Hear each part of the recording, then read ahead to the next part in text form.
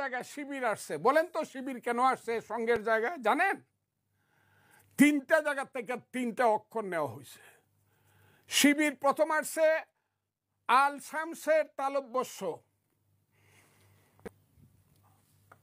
আল বদরের ব আর রাজাকারের র, এই 3টা শব্দ নিয়ে শিবির হয়েছে।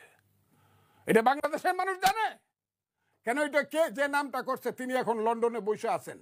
তিনি ছিলেন এই শিবিরের জাতিসংঘের কি ছাত্র সংঘের শহরের নেতা, যার নাম হলো যিনি যার ফাঁসির অর্ডার হয়েছে, কি নাম তার? এই যে হ্যাঁ, মাইনুদ্দিন। উনি এই নামটা দিছে যে আমরা শুধু এক বদরের নামটা পারবো না, আল বদর হয়ে পারবো না, 3টা মিলায় রাখো, আল শামস, আল বদর এবং রাজাকার। সেই শিবির নাম তারা গিয়ে ওখানে কি মোনাজাত করছে? কার নামে? মনির চৌধুরীর নামে বেহেস্তে যাওয়ার মোনাজাত করছে। তাহলে মনির চৌধুরীকে মারছে কে? মুফাজ্জল হায়দার চৌধুরীকে মারছে কে? গিয়াসউদ্দিন আহমদকে মারছে কে? কে শহীদুল্লাহ কায়সারকে মারছে? কে ডাক্তার আব্দুল আলিম চৌধুরীকে চোখের ডাক্তার হিসেবে বাসার থেকে আইনা প্রথম রায়ের বাজারের সেইখানে বদ্ধভূমিতে চোখগুলা তুলছে কারা?